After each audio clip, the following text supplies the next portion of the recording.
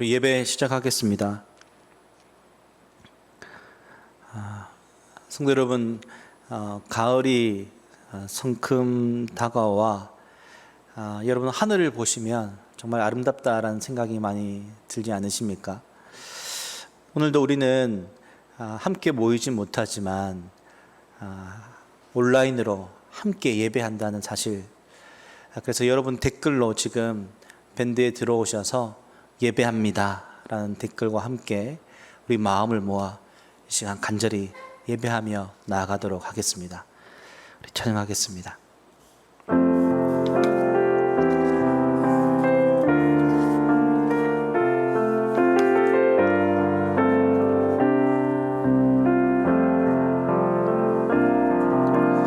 나는 하나님을 예배하는 예배자입니다.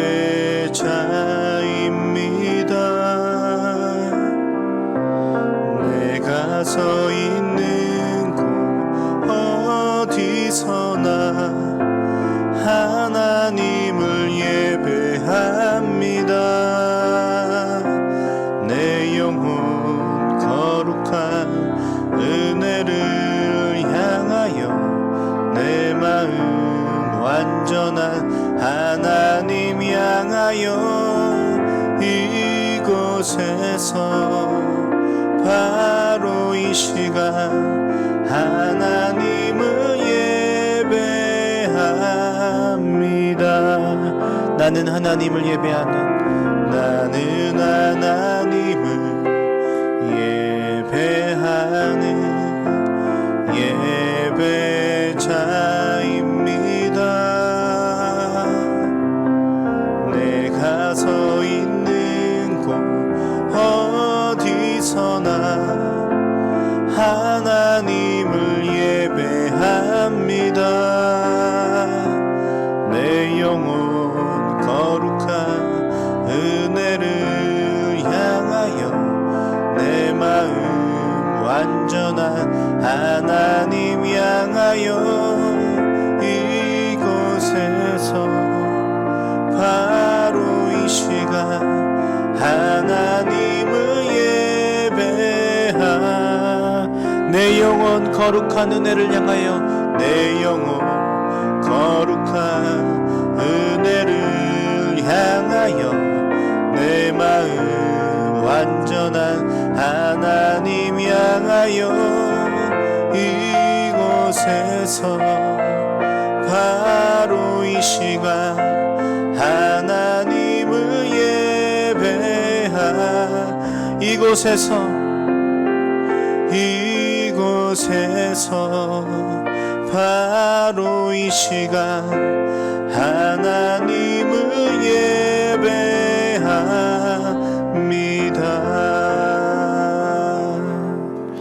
아멘. 이 시간 감사의 나눔 시간인데요, 지난 한 주간을 되돌아보면 사회적 거리 두기 단계도 2단계로 저희들이 낮추어졌음에 또한 감사하고, 또한 한숨의 모든 성도들이 온라인 예배에 또 적극적으로 동참해 주셔서 감사하고, 그리고 지난 2주 동안 매일매일 청년들이 코로나 기도를 올려주는데, 저는 매일 그 청년들의 기도문을 볼 때마다 너무 감사한 시간이었습니다. 성도 여러분은 한 주간 되돌아보면서 어떠한 감사가 있으십니까? 그리고 우리 가족들 안에 어떠한 감사가 있는지 우리 한번 가족들과 함께 나누어 보시고, 또 배우자와 함께 나누어 보시고, 또 홀로 이 예배를 드리는 성도 여러분이 정말 하나님 앞에 감사의 고백을 드릴 수 있는 그런 시간들이 되었으면 좋겠습니다. 우리 한번 이 시간 그렇게 함께 한번 나누어 볼까요?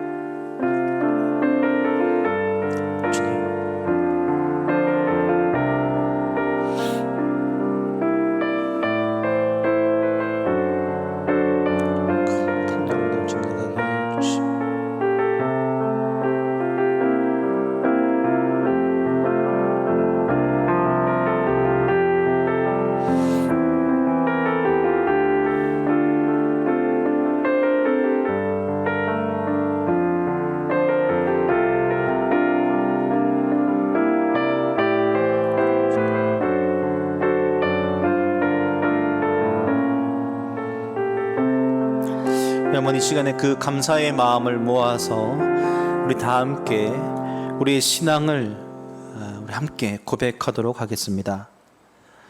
나는 전능하신 아버지 하나님, 천지의 창조주를 믿습니다. 나는 그의 유일하신 아들 우리 주 예수 그리스도를 믿습니다. 그는 성령으로 잉태되어 동정녀 마리아에게서 나시고 본디오 빌라도에게 고난을 받아 십자가에 못 박혀 죽으시고 장사된 지 사흘 만에 죽은 자 가운데서 다시 살아나셨으며 하늘에 오르시어 전능하신 아버지 하나님 우편에 앉아 계시다가 거기로부터 살아있는 자와 죽은 자를 심판하러 오십니다.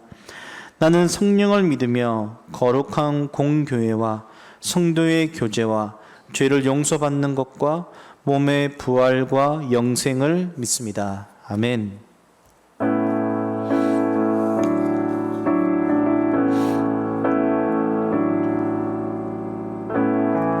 하늘의 문을 여소서, 이곳을 주목하소서. 주를 향한 노래가 꺼지지 않으니 하늘을 열고 보소서. 이곳에 임재하소서. 주님을 기다립니다. 기도의 향기가 하늘에 닿으니 주여 임재하여 주소서. 이곳에 오셔서 이곳에 앉으소서. 이곳에서 드리는 예배를 받으소서. 주님의 이름이 주님의 이름만이 오직 주의 이름만 이곳에 있습니다. 하늘의 문을 여소서. 하늘의 문을 여소서. 이곳을 주목하소서. 주를 향한 노래가 꺼지지 않으니 하늘을 열고 보소서. 이곳에 임재하소서. 주님을 기다립니다. 기도의 향기가 하늘에 닿으니 주여 임재하여 주소서. 이곳에 오셔서 이곳에 앉으소서. 이곳에서 드리는 예배를 받으소서. 주님의 이름이 주님의 이름만이 오직 주의 이름만 이곳에 이곳에 오셔서 이곳에 오셔서 이곳에 앉으소서. 이곳에서 드리는 예배를 받으소서. 주님의 이름이 주님의 이름만이 오직 주의 이름만 이곳에 있습니다. 아멘. 이 시간 좀 찬양을 드릴 찬양은요, 지난주 여러분 예배 마지막 이제 광고가 다 끝나고 바이올린 반주 연주를 들으셨습니까? 그 곡인데요. 제가 이 한 주 동안 이 찬양이 참 많이 생각이 났습니다. 주님의 손에 나의 손을 포개고 하나님 앞에 간절히 기도하는 그 마음으로 우리 찬양 함께 좀 드렸으면 좋겠습니다.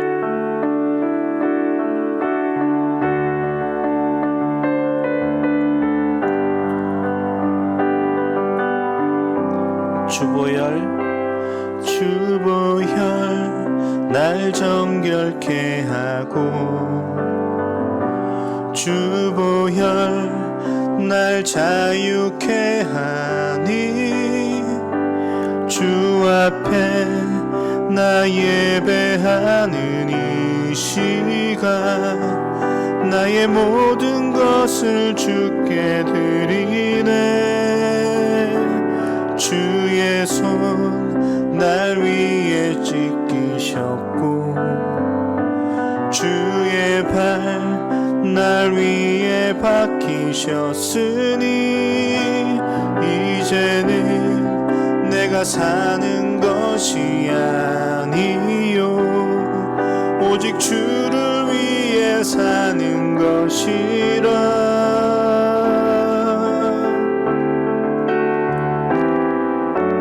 주의 손에 나의 손을 포개고 또 주의 발에 나의 발을 포개어 나 주와 함께 죽고 또 주와 함께 살리라.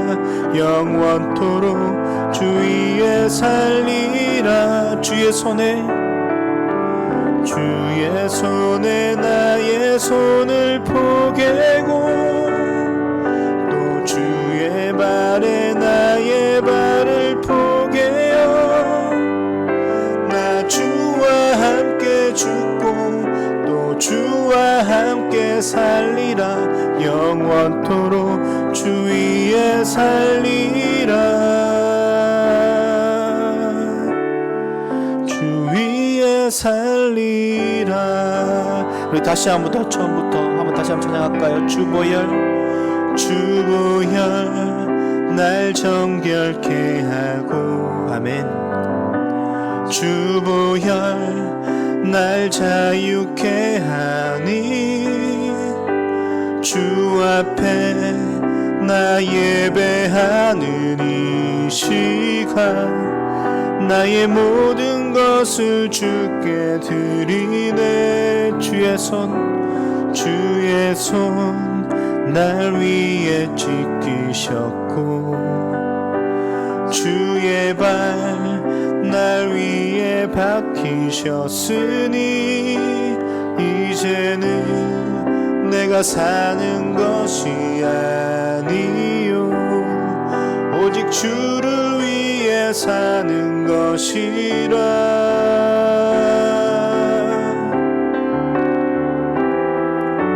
주의 손에 나의 손을 포개고 또 주의 발에 나의 발을 포개어 나 주와 함께 죽고 또 주와 함께 살리라. 영원토록 주 위에 살리라.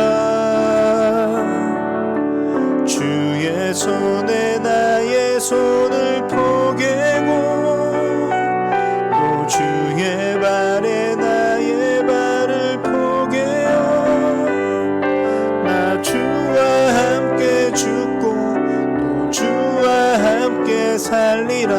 영원토록 주 위에 살리라. 주 위에 살리라. 보소서 주님 나의 마음을 선한 것 하나 없습니다. 그러나 내 모든 것 주께 드립니다. 사랑으로 안으시고 날 새롭게 보소서 주님 나의 마음을 선한 것 하나 없습니다. 그러나 내 모든 것 주께 드립니다. 사랑으로 안으시고 날 새롭게 하소서. 주님 마음 내게 주소서. 내 아버지 주님 마음 내게 주소서. 나를 향하신 주님의 뜻이 이루어지도록 주님 마음 내게 주소서. 주님 마음 내게 주소서. 주님 마음 내게 주소서. 내 아버지 주님 마음 내게 주소서. 나를 향하신 주님의 뜻이 이루어지도록 주님 마음 내게 주소서. 내게 사랑을 가르치소서. 내게 사랑을 가르치소서. 당신의 마음으로 용서하게 하소서. 주의 성령 내게 채우사 주의 길 가게 하소서. 주님 당신 마음 주소서. 주의 성령 내게 채우사 주의 길 가게 하소서. 주님 당신 마음 주소서. 주님 마음 내게 주소서.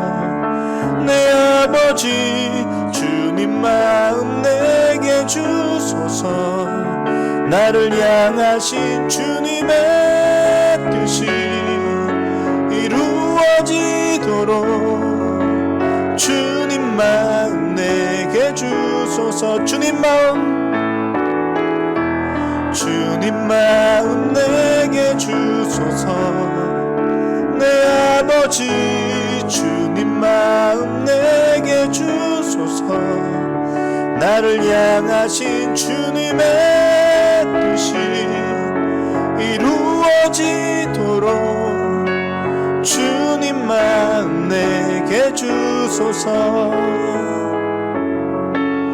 주님 마음 내게 주소서. 주님 마음 내게 주소서. 한번 이 시간에 주님의 마음을 간절히 원하면서 한번 합심해서 좀 기도했으면 좋겠는데요. 코로나19가 여전히 또 한국 사회에 많은 영향을 끼치고 있습니다. 뿐만 아니라 전 세계적으로 이제는 그 사망자가 이제 100만 명에 거의 이르기까지 되었습니다. 하나님, 언제까지입니까? 빨리 이 코로나19의 종식이, 아니 또한 치료제와 백신이 개발되어져서 좀 더 안전하게 또 마스크를 벗고 또한 사람들과 대면하는 그 시간들이 또 우리에게 올 수 있기를 간절히 소원하는 마음으로 함께 기도했으면 좋겠고요. 또한 나라와 민족을 위해서, 그리고 이제 다음 주부터는 이제 자녀들도 이제 학교로 등교하기 시작하는데 이 모든 상황들 가운데 하나님께서 지켜주시고 또 이 모든 부분들을 좀 인도해 달라고, 무엇보다 한국 교회를 위해서 이때 이 한국 교회가 더욱 낮아져서 엎드려 기도하며 나갈 수 있는 시간들이 될 수 있도록 우리 한번 이 시간에 마음을 모아서 간절히 한번 기도했으면 좋겠습니다. 기도하겠습니다.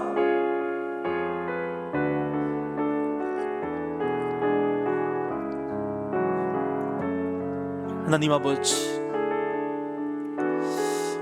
코로나19가 여전히 전 세계적으로 많은 이들의 삶 가운데 고통과 또한 큰 어려움들을 주고 있습니다. 하나님, 이제 사망자가 100만에 이르기까지 되었습니다. 주여, 이것이 얼마나 큰 일인지요. 하나님, 한국 사회도 이것으로 인하여 많은 어려움들을 당하고 있고, 지난주까지의 또한 2.5단계의 사회적 거리두기로 인해 소상공인들의 또한 많은 자영업자들의 어려움들이 있었습니다. 하나님, 이 시간 기도합니다. 모든 민족과 열방을 향해 기도합니다. 우리를 불쌍히 여겨주십시오. 우리의 연약함, 우리들의 또한 부족함, 하나님 주님 앞에 엎드리오니 이 시간 또한 이 고통 가운데로부터 우리를 벗어나게 하여 주십시오. 이스라엘 백성들이 애굽에서 그렇게 고통 가운데 부르짖었을 때에 그 소리를 들으시고 우리를 구원시켜 주셨던 주님, 오늘 우리에게도 그러한 하나님의 그 구원의 은혜가 전 세계 또한 주님 아버지 민족과 민족 그리고 자연 만물을 향한 그 주님의 그 구원의 역사들을 이루어가 주시옵소서. 하나님, 다음 주부터는 자녀들도 이제 학교를 가게 됩니다. 하나님, 그리고 또 더 많은 사람들과의 접촉들이 있을 것입니다. 하지만 그것으로부터 보호하시고 지키시는 하나님의 은혜가 있게 하여 주시고, 또한 주님, 이때의 한국교회가 주님 앞에 엎드려 기도함으로 하나님, 이때의 더욱 교회가 사회로부터 지탄의 대상이 아닌 정말 낮은 자들을 섬기고 또한 돌아볼 자들을 돌보는 그런 한국교회가 될 수 있도록 주님 인도하시고 역사하여 주시옵소서. 아버지,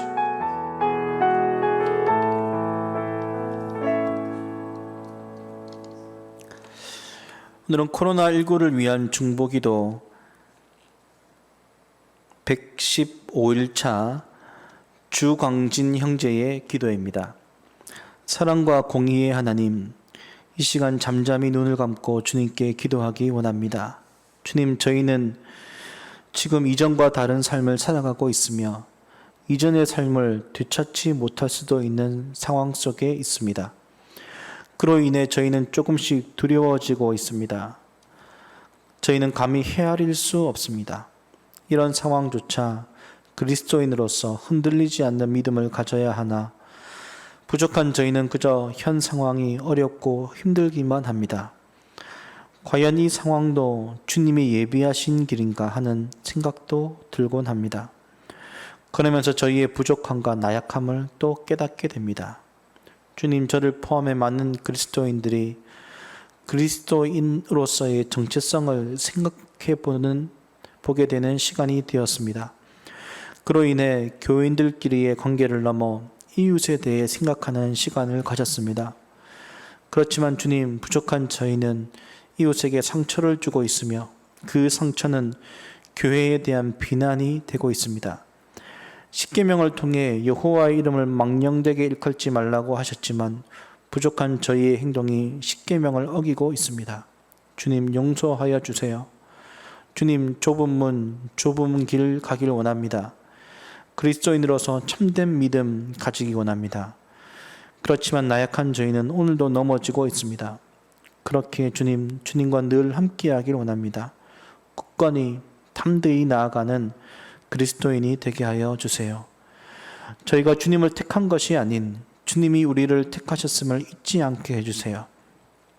그리스도인으로서 제일된 목적인 하나님을 영화롭게 하고 영원토록 그를 즐거워하라 하신 말씀을 잊지 않게 해주세요.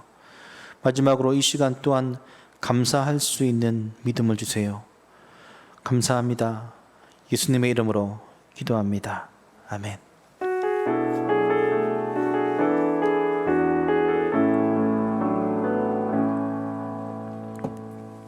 오늘 우리에게 주신 말씀은 누가복음 15장입니다. 누가복음 15장 11절부터 32절까지 말씀을 교독을 하도록 하겠습니다.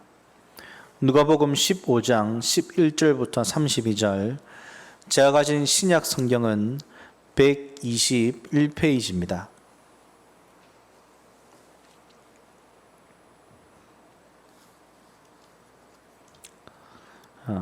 읽도록 하겠습니다.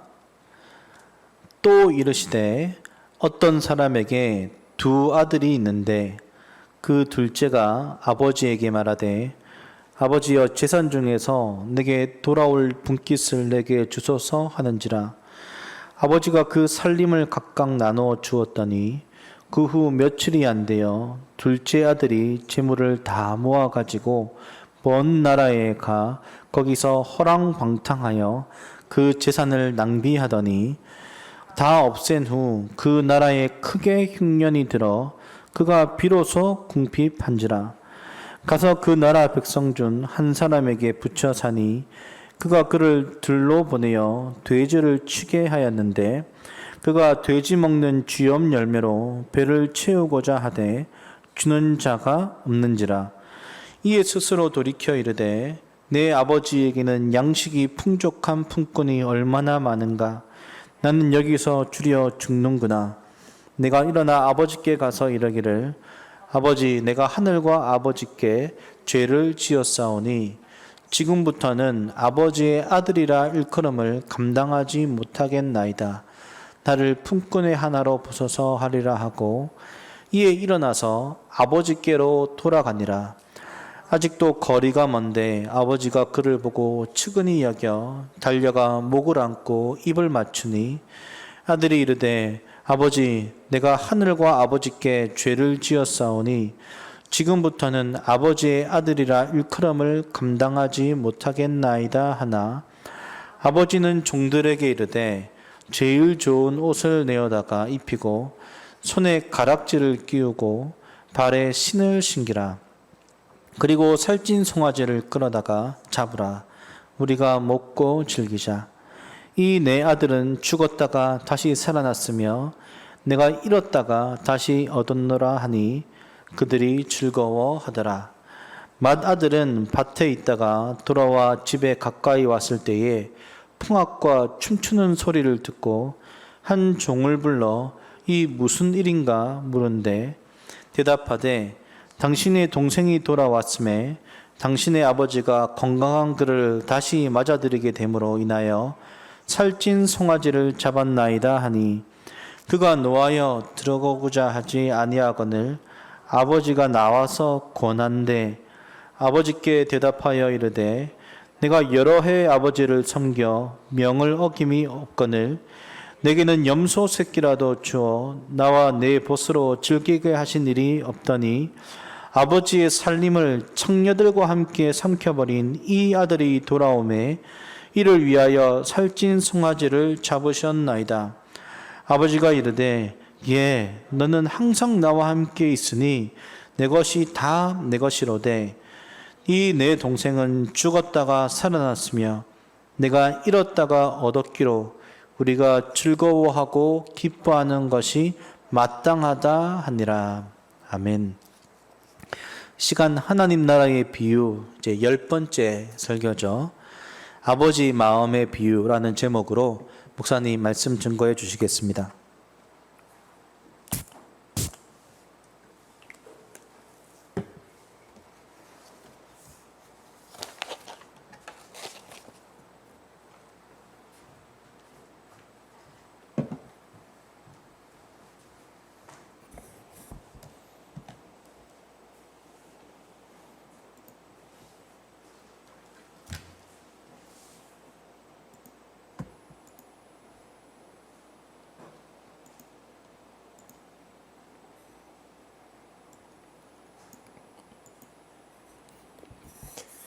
여러분 반갑습니다. 한 주간 동안 또 여러분의 삶이 많이 궁금하고 또 한 주간 동안 여러분의 삶 속에 하나님께서 어떤 일을 하셨는지 또 듣고 싶은 마음 가득입니다. 오늘 우리가 흩어져서 예배하지만 한 성령께서 우리의 마음을 모아주실 것을 기대하면서 또 우리 예배하며 나가면 좋겠습니다. 제가 기도하고 말씀 전하겠습니다. 사랑의 하나님 감사합니다.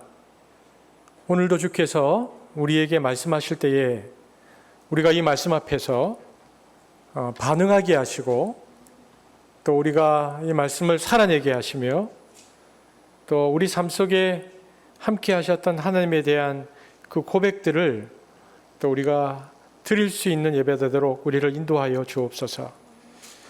성경을 쓰신 성령께서 친히 말씀을 풀어주시고 우리가 이 말씀 앞에 듣는 자나 전하는 자나 겸손히 설 수 있도록 은혜 베풀어 주옵소서.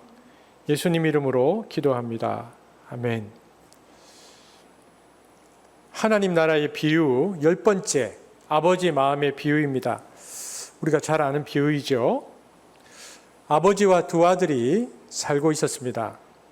그런데 둘째 아들이 아버지와 같이 사는 것이 부담되었는지 집을 나가고 싶어 했습니다. 둘째 아들은 아버지에게서 벗어나는 것이 자유요, 행복이라 생각했습니다. 있을 수 없는 일이지만 어느 날 둘째 아들은 용기를 내어서 아버지에게 말합니다. 아버지, 제 몫에 상속받을 재산을 주세요. 불효막심한 자식이죠. 그러나 아버지는 아무 말도 없이 둘째 아들이 요구하는 상속 재산을 넘겨줍니다. 아버지는 둘째 아들의 요구를 바보같이 들어주십니다. 그리고는 둘째 아들은 그 재산으로 받은 그 땅을 팔아서 오늘 13절에 보니까 먼 나라로 갔습니다. 여기 한글 번역에 먼 나라로 번역했는데 저는 참 좋은 번역이라고 생각합니다. 아버지가 없는 나라는 먼 나라입니다. 그러니까 먼 나라는 아버지가 계신 나라와 반대되는 나라입니다. 아버지의 눈에서 벗어나서 눈치 보지 않고 제멋대로 자기 생각대로 사는 나라가 먼 나라입니다. 여러분, 이 모습은 창세기에 선악과를 따먹은 이후에 에덴을 떠나가는 인간의 모습입니다. 그렇게 인간은 하나님으로부터 먼 나라로 떠나갔습니다. 그러면 먼 나라로 간 둘째 아들은 어떻게 되었는가? 둘째 아들은 먼 나라로 가자마자 요즘 말로 하면 호화빌라를 사고 벤츠 승용차를 사고 날마다 좋은 음식과 함께 또 술과 함께 여자들의 품을 옮겨 다니면서 살았습니다. 그러니까 아버지와 함께 있을 때와는 다르게 행복과 자유를 만끽했습니다. 그러나 얼마 되지 않아서 가진 재산이 모두 다 바닥나 버렸습니다. 여러분, 인간은 주어진 것이 아무리 많더라도 얼마 있지 않으면 탕진할 수밖에 없는 존재입니다. 이것은 인류의 역사가 그것을 증명해 줍니다. 자, 그렇다면 인간은 왜 하나님을 떠나려고 했는가? 에덴 동산에 있는 한 나무의 실과를 따먹지 말라. 그리하면 틀림없이 죽으리라는 하나님의 명령에도 불구하고 아담과 하와는 뱀의 유혹을 받습니다. 뱀은 아담과 하와에게 하나님이 정말 그렇게 말씀하시더냐라고 물으면서 너희는 결코 죽지 아니할 것이며 하나님처럼 될 것이다. 이렇게 말합니다. 한번 볼까요? 창세기 3장 1절인데 함께 읽겠습니다. 시작. 그런데 뱀은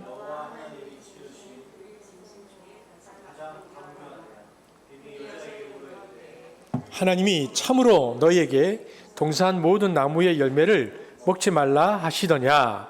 그리고 4절 5절도 볼까요? 시작. 뱀이 여자에게 이르되 너희가 결코 죽지 아니하리라. 너희가 그것을 먹는 날에는 너희 눈이 밝아져 하나님과 같이 되어 선악을 알 줄 하나님이 아심이니라. 여기에서 사탄은 인간에게 하나님의 존재와 그분의 말씀에 의문을 갖게 하는 존재라는 것을 알 수 있습니다. 사단은 하나님 말씀에 의문을 갖게 했습니다.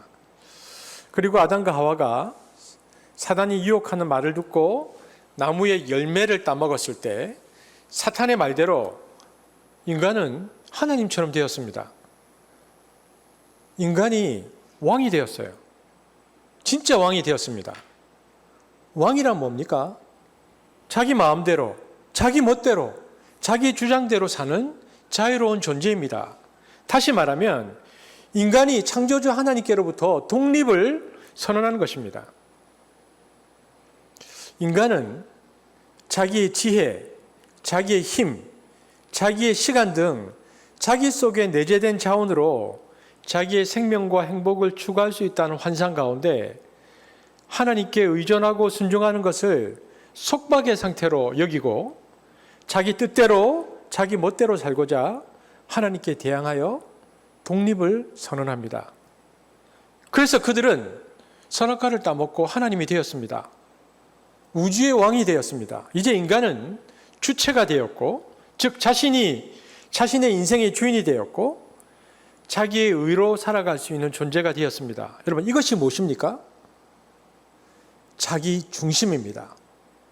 자기 중심을 뭐라고 합니까? 여기 보십시오. sin. 그죠? 영어로 죄가 중간에 뭐가 있습니까? I. 죄의 출현입니다.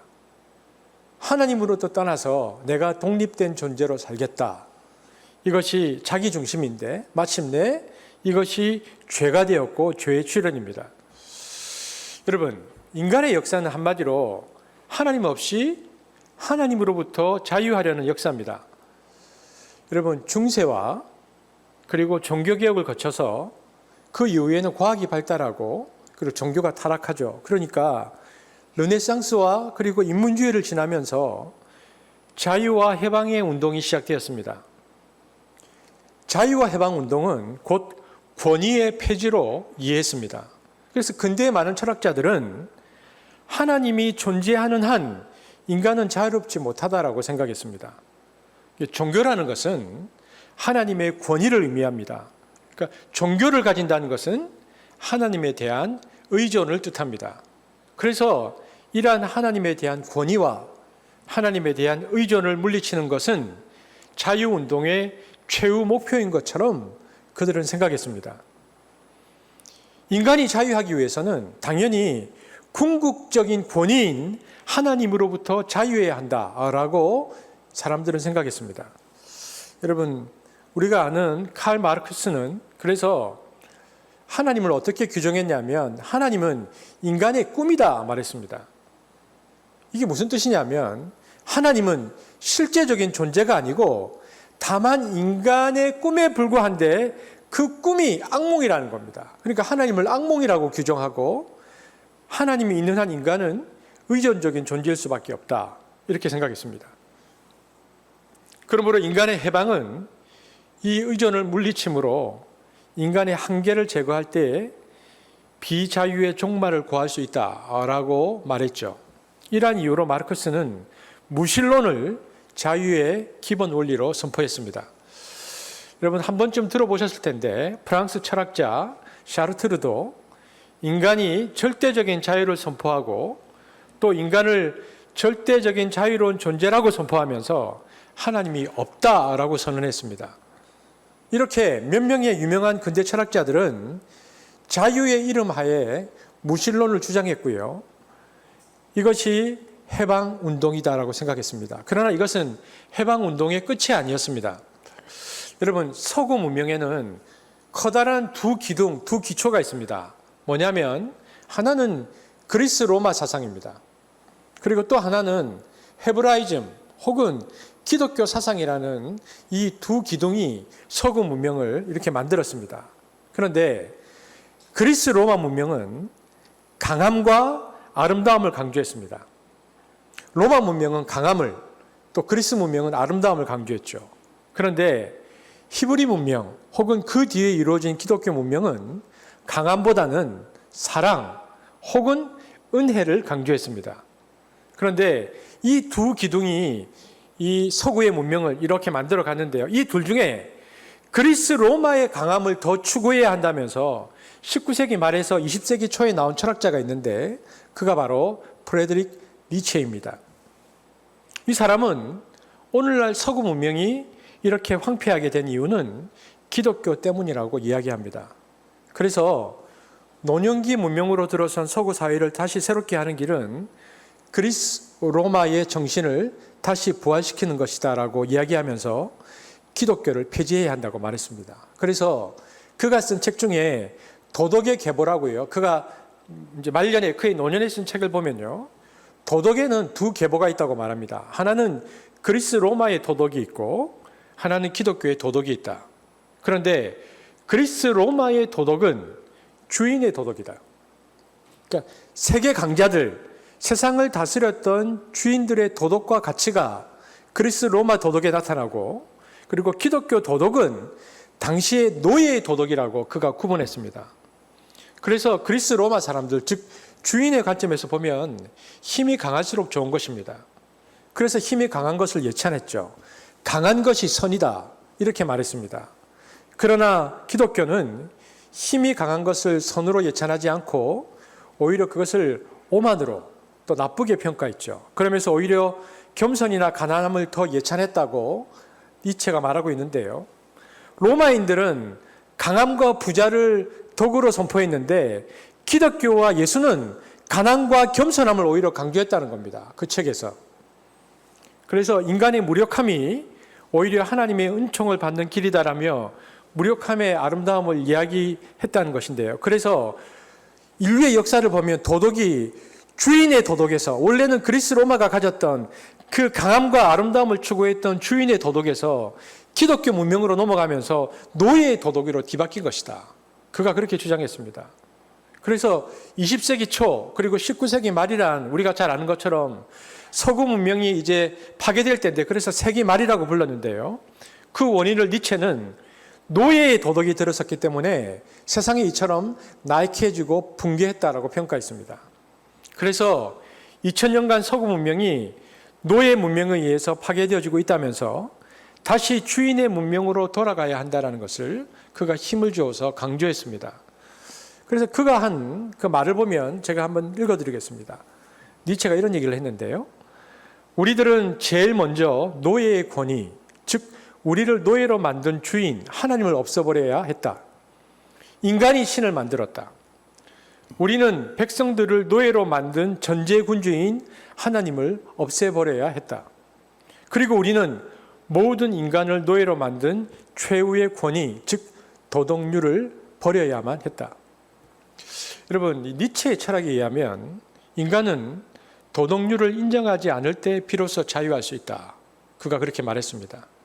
일이 여기까지 이르러서야 자유와 해방의 운동은 비로소 걸음을 멈췄습니다. 그러면 이 해방운동의 최종 종착지에 생긴 결과가 무엇인가? 니체는 신의 도덕률로부터 해방하여 인간이 힘을 가지면 참된 자유가 있을 것이라고 말했지만 그 끝에 도달해 보니 그 결과는 허무주의를 낳았습니다. 다른 말로 바꾸면 허무주의, 무의 철학이 나왔습니다. 그래서 문학에서 허무주의가 굉장히 발달하고요. 사람들이 자살하고 죽는 일들이 발생했습니다. 서구 문명 안에서 삶의 의미를 잃어버려서 굉장히 많이 나타난 현상이 자살하고 사람들이 방황하는 것입니다. 신이 없고 도덕률이 없으니까 인생에도 아무 계획이 있을 수 없으며 아무런 삶의 의미도 없게 된 것입니다. 그래서 인생은 절대적으로 무의미하고 따라서 인생은 살 가치가 없게 된 것입니다. 이와 비슷한 주장이 아까 말씀드렸던 사르트르나 혹은 알베르 까미의 철학에서도 나타납니다. 많은 사람이 살아갈 가치를 느끼지 못하고 허무주의와 아나키즘에 매몰되어서 과격한 일을 저지르거나 자살을 하는 것을 보면서 우리는 이 말을 분명히 이해할 수 있습니다. 결국 인간 해방 운동은 무의미 속에서 자살과 해체로서 끝났다라는 것입니다. 여러분, 이제 근대를 거쳐서 이제 철학의 주제는 뭐냐? 근대를 거쳐서 현대 철학의 중요 문제는 인간이 과연 지금도 주체일 수 있는가 하는 것입니다. 즉, 인간이 지금도 여전히 왕일 수 있는가가 현대 철학의 주제입니다. 그러나 현대 철학의 흐름은 더는 인간이 주체일 수 없다는 사실에 동의하고 있습니다. 왜냐하면 인간이 스스로의 지혜를 계속 개발하면 전쟁이 없고 평화로운 유토피아를 언젠가는 건설할 수 있다고 생각했습니다. 그래서 그 힘과 아름다움의 주인의 도덕을 가지고 계속 발전시키면 유토피아가 건설된다라고 믿었는데 이 니체의 이야기에 크게 공감한 젊은이가 있습니다. 그래서 나는 앞으로 이 서구 사회를 힘의 문명으로 다시 건설하는 데 헌신해야 되겠다라고 결심한 젊은이가 있었는데 그 젊은이 이름이 아돌프 히틀러입니다. 그래서 아돌프 히틀러가 쓴 그 나의 투쟁이라는 책을 보면 니체를 굉장히 많이 인용합니다. 그리고 거기에 공감된 사람들이 모여들죠. 그래서 독일 아리안 민족주의의 힘의 제국을 건설하자라며 일으킨 것이 세계 2차 세계대전인데요. 그들은 유대인 600만 학살이라는 반인륜적 죄악을 저지릅니다. 하지만 1차, 2차 세계대전은 신과 도덕으로부터 인간이 자유할 수 있다는 낙관론을 잿더미로 만들고 말았습니다. 2차 세계대전은 역사상 가장 많은 희생자를 낸 치명적인 전쟁이었습니다. 유럽 대륙과 태평양, 아시아 지역 등 세계 전역에 일어난 이 전쟁을 통해서 당시 세계 인구의 23억 명 중 3%에 해당되는 6천만 명 이상이 무참하게 죽었습니다. 그 중에는 대량 학살이나 공습으로 민간인도 많이 죽었습니다. 전쟁으로 인한 질병, 기근, 성적 착취, 인체 실험 등 인류 역사상 가장 야만적인 행위가 1, 2차 세계대전 때 이루어졌습니다. 최고도로 발달된 과학과 기술은 인간을 최대로 파멸하는 결과를 가져왔고, 바로 인간의 개발된 지성 혹은 인간의 개발된 지혜가 인류 역사에서 일찍이 보지 못한 최악을 초래하였습니다.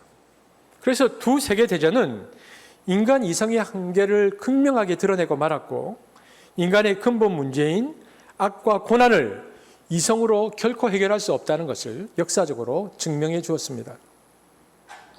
이처럼 인간의 역사는 한마디로 하나님 없이 하나님으로부터 자유하려던 역사였습니다. 그러나 너무나 철저히 그 자유가 어디를 향해 치달았는지, 그 끝이 어떠했는지 역사는 그것을 증명해 주었습니다. 이런 사건을 보면서 우리가 생각하는 것이 있습니다. 인간이 하나님을 떠나서 힘의 문명을 강조할 때, 그리고 인간이 무언가 인간 스스로 할 수 있다고 생각하고 마침내 인간의 폭력성과 그리고 지배 욕구와 강함이 결합되면 그것은 지옥을 만들어낸다는 것입니다. 그래서 1, 2차 세계대전이라는 힘에 의한 대폭발, 서구 문명의 대파괴가 마침내 하나님을 떠난 인간의 역사가 어떠한가를 우리에게 증명해 주었습니다.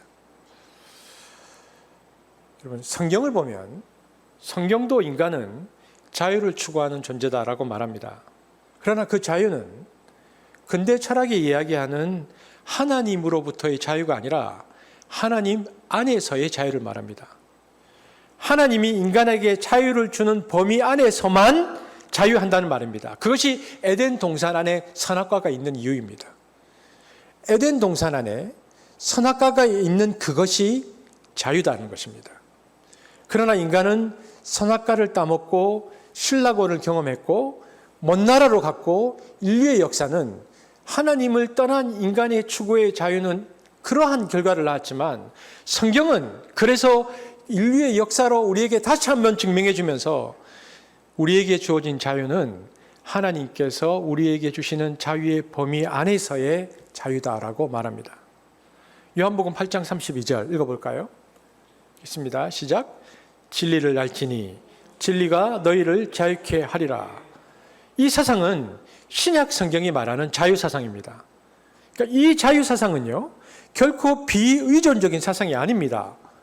오히려 그 반대의 사상입니다. 인간을 자유하게 하는 것은 다름 아닌 하나님의 의존입니다. 그런데 이것은 결코 철학적으로 파악할 수 없는 사상이고, 모든 기독교 신자가 자기 신앙 체험을 통해서 진리라고 생각하는 사상입니다. 이것은 경험에서만 알 수 있는 사상이라는 것입니다. 이것은 아버지 품에 안겨있는 아들의 모습의 자유입니다. 그리고 오늘 저와 여러분이 읽었던 이 본문의 비유가 꼭 필요한 이유입니다. 이것은 이성이나 정황으로 이해되는 것이 아니라 가슴으로 이해되는 자유이고, 오늘 본문이 이 비유가 가슴으로 이해되는 자유가 무엇인가를 우리에게 말해주고 있습니다. 우리가 본문을 보면 아버지를 떠난 둘째 아들이 경험한 것이 무엇입니까? 그것은 인류의 역사가 경험한 목록입니다. 도덕적 해이, 성적 문란, 탐욕, 쾌락, 허랑방탕한 삶이었습니다. 그리고 시간이 지나자 무엇이 찾아왔습니까? 궁핍, 빈곤, 가난입니다. 이것이 인류의 역사입니다.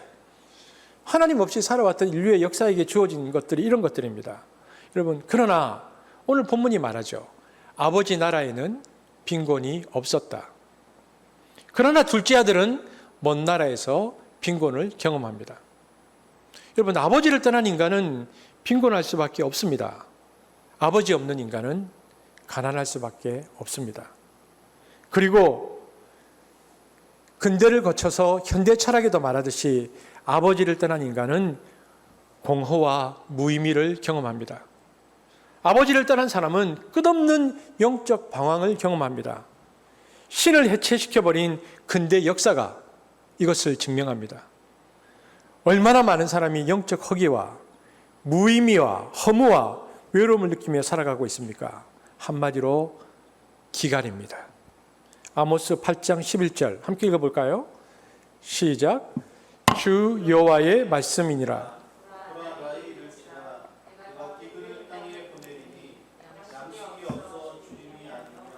물이 없어 가람이 아니요 여호와의 말씀을 듣지 못한 기갈이라. 기갈입니다. 그리고 둘째 아들이 먼 나라에서 경험한 것은 너무너무 가난해져서 다른 사람에게 붙여 사는 존재가 되었습니다. 누가복음 15장 15절입니다. 함께 보겠습니다. 시작. 가서 그 나라 백성 중 한 사람에게 붙여 사니 그가 그를 들러보내어 돼지를 치게 하였는데, 여러분 너무 아이러니하지 않습니까? 아버지를 떠나서 자기 멋대로 독립적으로 자유를 누려버렸던 둘째 아들은 아버지를 떠나서 다른 사람에게 붙여 사는 존재가 되었습니다. 원래 인간은 피조물이기 때문에 의존적인 존재입니다.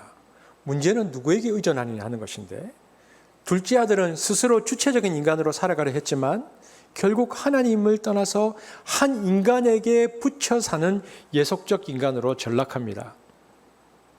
아버지를 떠난 인간은 누구나 종속적 인간으로 전락하고 맙니다. 종교에 종속되거나 돈에 종속되거나 기술에 종속되거나 죽음에 종속되어서 살아갈 수밖에 없습니다.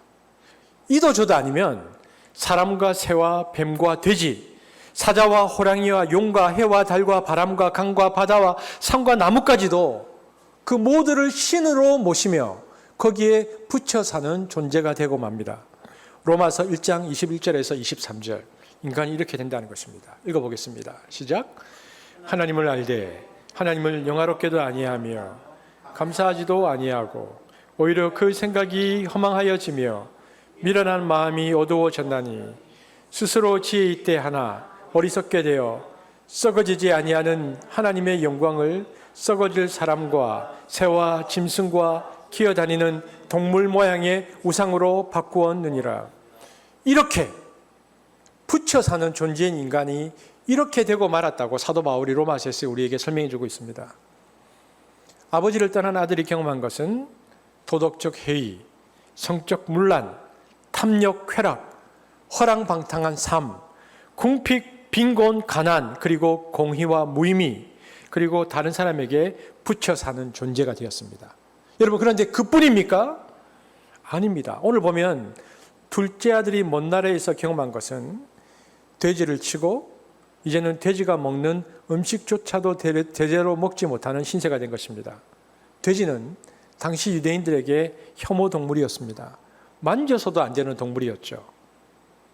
인간은 아버지 나라가 아닌 먼 나라에 살 때 궁극적으로 짐승의 수준으로 전락하고 맙니다. 우리가 사는 세상에는 짐승 같은 사람이 너무 많습니다. 죄송한 말이지만 남편도 짐승이고 아내도 짐승이고 정치인도 짐승이고 종교인도 짐승이고 부자도 짐승이고 가난한 자도 짐승입니다. 만인에 대한 투쟁에 그리고 모두가 투입되었습니다. 아버지를 떠난 인간이 만들어낸 인간은 그래서 전쟁의 역사요, 살육의 현장이 되었습니다.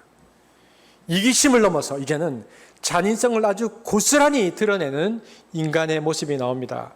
여러분, 정현웅 씨가 쓴 마루타라는 책을 보면 일본군은 1940년을 전후 인간을 대상으로 생체 실험을 통해서 각종 세균 실험과 페스트 그리고 콜레라균을 통해서 사람이 어떻게 죽어가는지를 살피는 생체 실험을 비롯한 약물 실험을 하고요. 그 실험 대상자를 마루타라고 불렀습니다. 마루타는 통나무라는 뜻입니다. 일본 광동군 만주 제731부대는 한국인, 중국인, 그리고 몽고인, 러시아인, 그리고 미군 등을 포함한 포로 3,000명에게 대형 원심 분리기를 이용해서 생피를 짜내는 실험을 했습니다. 진공실에 놓고 압력의 속도에 따라서 인체의 반응을 알아보는 무중력 생존 실험을 했습니다. 여자를 대상으로 한 매독 실험, 그리고 살아있는 사람을 대상으로 한 동상 실험, 동물의 피와 인간의 피를 교환해보는 대체 수혈 실험, 임산부에게 약물을 투여한 후에 기형아가 어떻게 생성되는지를 살피는 실험, 인간의 손가락을 톱으로 잘라보는 실험 등 이로 헤아릴 수 없는 만행을 저질렀습니다. 그리고요, 이러한 잔인함은 히틀러에 의해서도 똑같이 유대인을 600만을 학살할 때 똑같이 자행됩니다. 그래서 2차 세계대전이 마쳐지고 나서 나치 전범들의 재판을 다룬 그 영화 뉘른베르크에 보면요, 뉘른베르크에서 이제 재판이 열리는데 제가 그 뉘른베르크 영화를 보면서 가슴에 와닿았던 게 뭐냐면, 악을 뭐라고 규정하냐면 그들의 문제는 타인을 느끼는 능력이 없어요. 이게 악입니다. 이는 인간이 얼마나 잔인해질 수 있는지, 인간이 하나님을 떠나면 끝에 어떻게 되냐면 짐승처럼 된다는 것을 보여줍니다. 자기 중심성인 sin, 이 죄가 이기심을 넘어서 잔인해진 인간으로 나아가서 마침내 동물보다 못한 모습으로 1, 2차 세계대전을 통해서 적나라하게 드러났습니다. 그리고 그 역사는 지금도 계속 진행되고 있습니다. 아버지를 떠나 먼 나라로 간 둘째 아들은 이처럼 궁핍한 인생을 살았습니다. 허무한 인생을 살았습니다. 동물적인 인생을 살았습니다. 자유를 원했지만 예속적 인생을 살았습니다. 하나님 없는 인간은 여기에서 누구나 죄될 수 없습니다. 그렇다면 인간이 살 수 있는 길은 하나죠. 어떻게 해야 됩니까? 아버지께로 돌아가는 것입니다. 아버지 나라에 돌아가려면 어떻게 해야 합니까? 그래서 오늘 본문에 보면 집단한 아들이 절망에 처해 있을 때 아버지를 찾았습니다. 누가복음 15장 20절이 굉장히 중요한 말이죠. 읽겠습니다. 시작. 이에 일어나 아버지께로 돌아가니라. 일어나서 아버지께 돌아갔다. 이게 뭡니까? 회개입니다. 회개란 일어나서 아버지께로 돌아가는 것입니다. 여러분, 우리가 하나님 나라에 들어가려면 무엇보다 회개해야 합니다. 아버지께 돌아가기 위해서, 즉 하나님 나라에 들어가기 위해서 맨 먼저 할 일은 우리가 회개하는 것입니다. 회개는 하나님 나라에 들어가는 문이요 출입구입니다. 마가복음 1장 15절을 읽겠습니다. 마가복음 1장 15절입니다. 시작. 회개하고 복음을 믿으라 하시더라. 여러분, 여기 회개라는 단어가 나오잖아요. 회개는 인간의 어떤 도덕적인 개선이나 돌발적인 결심이나 새해를 맞이하여서 좀 더 나은 삶을 살겠다는 약간의 결심이 아닙니다.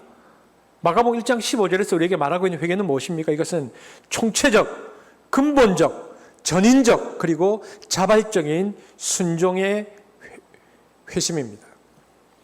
회개란 지금까지 나의 사고방식과 생활 양식의 총체적 변화를 뜻합니다. 즉 사단의 나라에서 짐승처럼 살다가 하나님 나라의 새로운 방향의 전향, 이것이 회개입니다. 그래서 회개야말로 내 인생의 변곡점을 이룰 큰 전환점이어야 합니다. 지금까지 옳다고 생각하던 것을 미워하고 지금까지 미워하던 것을 사랑하는 것, 가던 길을 돌아서 다른 길로 가는 것, 이것이 회개입니다. 여러분, 성경은 이렇게 회개한 사람을 뭐라고 부릅니까? 이 사람을 구원에 이른 새 사람이다 라고 부릅니다. 물론 이 새 사람이 되는 것은 인간 스스로 되는 것은 아니고 성령님의 인도하심으로 가능합니다. 하지만 성령의 인도하심 속에 회개의 결단이 나에게 일어나면 지금까지 내가 살아왔던 삶의 양식, 삶의 태도, 사고방식이 하나님 나라 백성답게 변하는 것입니다. 바울의 고백처럼 전에 나에게 유익했던 것이 이제는 해로 여겨지게 됩니다. 그것은 한마디로 딴 사람이 되는 것입니다. 왜냐하면 방향을 바꿨기 때문에 그렇습니다. 그러나 무의식적이고 의도적이지 않은 회개란 있을 수 없습니다. 이 말은 의식적이고 의도적이어야 회개가 이루어질 수 있다는 말입니다. 그래서 여러분에게 질문해 봅니다. 오늘 예배를 드리는 여러분은 언제 회개했습니까? 그리고 내가 분명히 회개해 본 적이 있습니까? 거대한 전향의 삶을 지금 살고 있습니까? 내가 아버지를 떠났던 삶에서 아버지께로 돌아오는 그 삶의 전향이 있었습니까? 우리는 요한이 말한 대로 이 세상 안에 살지만 이 세상에 속한 것이 아닙니다. 우리는 이 세상 국적과 하나님 나라 국적을 동시에 가진 이주 국적자입니다. 그러나 우리는 그럼에도 불구하고 이 세상 나라 사람과 전혀 다르게 살아야 합니다. 그것이 사도 바울이 우리에게 말하는 것이죠. 로마서 12장 2절입니다. 시작. 너희는 이 세대를 본받지 말고 오직 마음을 새롭게 함으로 변화를 받아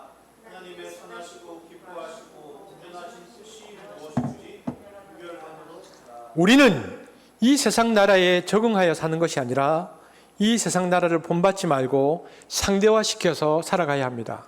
하나님 나라 가치가 세상 나라 가치를 이겨야 한다는 것입니다. 여러분 누가 제자입니까? 제자란 예수님의 12 제자를 말하는 것도 아니요. 제자란 전문적인 성직자 그룹도 아닙니다. 제자란 예수님을 따르겠다고 분명한 의식을 가지고 살아가는 모든 사람을 말합니다. 즉 참으로 회개한 자들이 제자입니다. 회개함으로 하나님 나라에 속한 사람들을 성경은 그래서 제자라고 부릅니다. 그런 의미에서 하나님 나라 백성은 모두가 제자입니다. 회개란 단순히 교회 다니고 봉사하고 직분을 맡고 종교적 의식을 행하는 것이 아닙니다. 그야말로 회개란 역사적이고 전인적이고 총체적이고 자발적 변화입니다. 이것이 회개입니다. 여러분, 교회란 무엇입니까? 교회란 회개한 자들의 모임입니다. 그런데도 이 땅에 진정한 제자가 없고 진정한 교회가 없는 것은 무엇 때문입니까? 회개한 자들이 적기 때문입니다. 그래서 제자가 적습니다. 하나님께서는 우리의 회개를 기뻐하십니다. 나의 생애를 가르는 회개와 결단이 그래서 지금 필요합니다. 예수님께서는 지금 이 시간에도 우리를 향해서 회개하라고 간절히 부르고 계십니다. 여러분, 하나님을 떠났던 인간이 하나님께로 돌아오는 것이 회개라면 회개는 무엇입니까? 하나님과의 관계 회복입니다. Peace with God, 하나님과의 관계 회복이 회개입니다. 그때 하나님은 우리에게 무엇을 주십니까? Peace of God, 하나님의 평화가 우리 가운데 임하는 것입니다. 이와 같이 평화 그리고 참된 샬롬은 하나님과의 관계가 회복되어서 이제는 우리가 에덴 동산에 있었던 것처럼 하나님의 무한한 자원을 다시 끌어쓸 수 있게 되었다는 것을 의미합니다.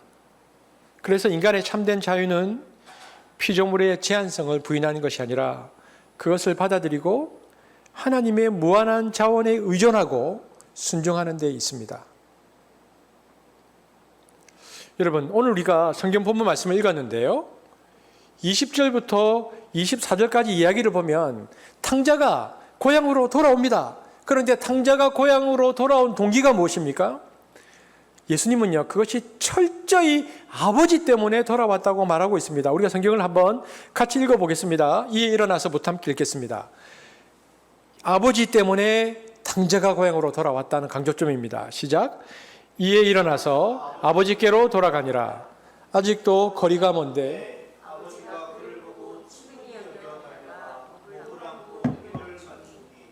아들이 이르되 아버지 내가 하늘과 아버지께 죄를 지었사오니 지금부터는 아버지의 아들이라 일컬음을 감당하지 못하겠나이다 하나 아버지는 종들에게 이르되 제일 좋은 옷을 내어다가 입히고 손에 가락지를 끼우고 발에 신을 신기라. 그리고 살찐 송아지를 끌어다가 잡으라. 우리가 먹고 즐기자.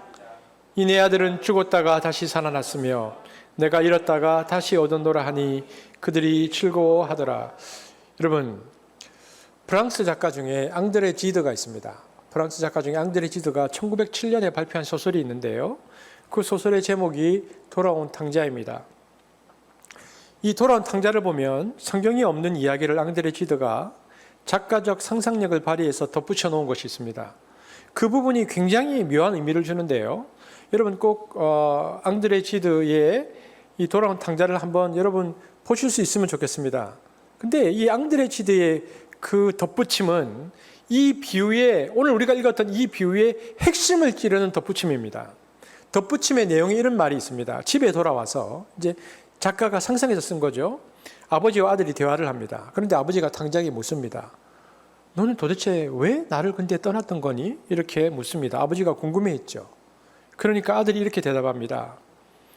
이 말이 굉장히 유명한 말인데요. 아버지, 저는 한 번도 아버지를 떠난 적이 없어요. 저는 다만 집을 떠났을 뿐입니다. 여러분 이게 뭘 말할까요? 여러분 19세기 후반 앙드레 지드가 이 글을 쓴 20세기 초반의 서구 사회는 우리가 조금 전에 살펴보았듯이 유럽에 있는 대부분의 사람들이 무신론자가 된 상황이었습니다. 16세기 르네상스 이후에 계속된 기독교로부터의 이탈이 계속 일어나서요. 많은 사람들이 여기서 말하는 집, 기독교를 떠났습니다. 교회를 떠났던 것입니다. 근데 교회를 그 당시에 16세기 이후에 사람들이 교회를 떠난 이유 중에 가장 큰 이유가 뭐냐면 교회 자체의 문화, 자기들만의 공동체를 세우고 있는 사람들에 대한 갈등, 환멸 등이 교회를 떠나게 됐던 표면적인 이유였고요. 그보다 더 궁극적인 이유는 인간은 교회를 대표하는 인간의 억압으로부터 자유하기 위해서 떠났던 것입니다. 신을 믿는다거나 신의 종교적 억압 속에서 묶여져 산다는 것이 16세기 이후의 인간들에게는 굉장히 고통스러웠던 것입니다. 숨을 못 쉬겠다는 겁니다. 인간의 자유, 절대 자유를 향해서 인간이 하나님의 집을 떠났고 이탈을 했습니다. 그래서 기독교를 떠나고 교회를 떠났습니다. 그런데 이런 현대인들의 내면을 상징하는 둘째 아들이 지드의 소설에 등장하는데 앙드레 지드가 이 아들을 통해서 신앙 고백을 다시 합니다. 뭐라고 말합니까? 아버지, 나는 아버지를 한 번도 떠난 적이 없어요. 다만 집을 떠났을 뿐입니다. 자신을 포함한 인간은 하나님 자체를 떠난 것이 아니라 교회를 떠났다고 말합니다. 아버지를 인간은 한 번도 잊은 적이 없다는 겁니다. 서구 문명의 몰락의 정점에 서선 인간의 고민과 실존을 앙드레 지드는 한 번도 아버지를 떠난 적이 없다는 것으로 표현했습니다. 여러분, 수많은 무신론자들이나 또는 하나님을 인정하지 않는 많은 사람들 속에 마지막에 남아있는 어떤 감각이 있습니다. 그것이 무엇입니까? 그것이 아버지에 대한 감각입니다. 이것을 신에 대한 존재의식이라고 부르는데 이것이 하나님을 향해서 돌아오게 하는 유일한 근원입니다. 그래서 인간은 누구의 노력이나 애씀으로 돌아오는 것이 아니라 그들 마음속에 마지막 남은 아버지의 의식이 그를 돌아오게 한다는 것을 앙드레 지드가 그 소설에서 얘기하고 있는 것입니다.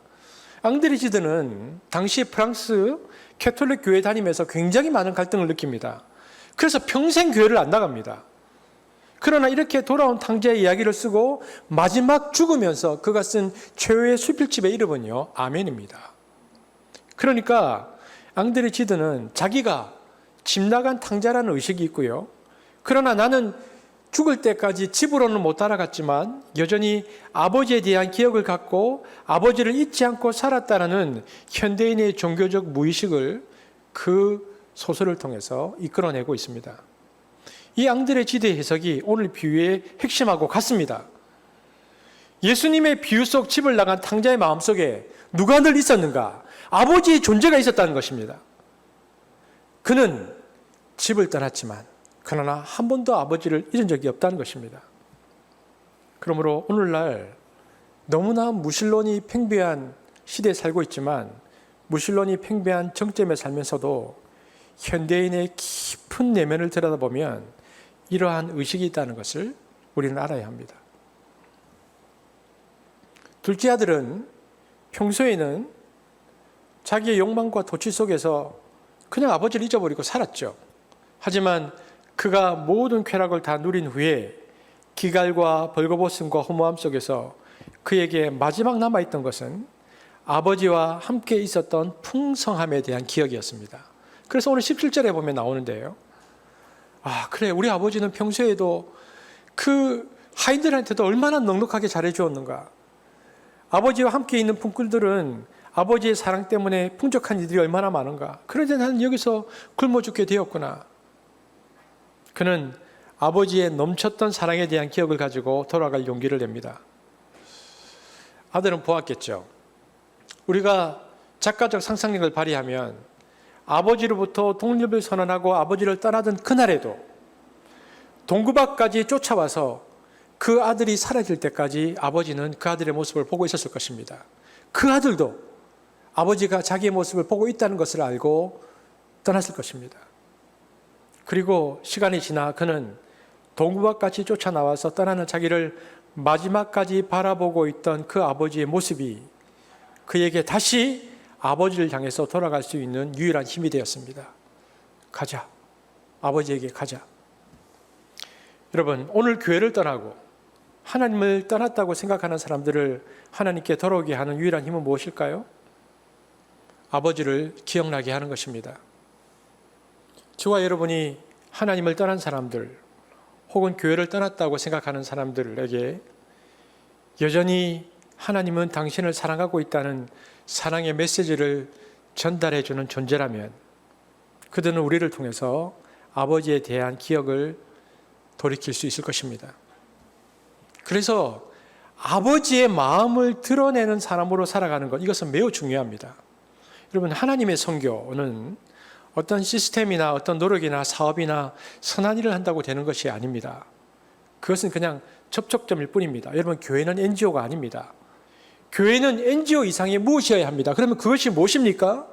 그것은 윤리나 사회적인 어떤 선한 일을 행하기 이전에 하나님의 마음이 드러나는 공동체, 하나님의 인격이 느껴지는 공동체, 하나님의 존재감을 다시 살려내는 공동체, 이것을 느끼게 해주는 공동체, 이것이 진정한 교회입니다. 이것이 하나님의 선교에 있어서 가장 중요한 요소입니다. 아버지의 존재, 아버지의 마음을 기억시키는 사람으로 그래서 저와 여러분이 살아가야 하는 것입니다. 그래서 우리 그리스도인들은 다른 무엇보다 인격이 아름다워야 합니다. 더 쉽게 얘기하면 매력적인 크리스찬이 되어야 합니다. 인간적인 매력이 넘치는 하나님의 성품이 드러나는 선하고 아름답고 하나님의 긍휼과 사랑이 넉넉하면서도 한결같이 하나님의 정의도 드러내는 조화가 된 아주 아름다운 인격으로 우리가 되어 있을 때에 사람들이 우리 안에 나타난 그 하나님의 모습 때문에 돌아오는 것이지 우리의 노력이나 우리의 애씀으로 돌아오는 것이 아니라는 것을 우리는 알아야 합니다.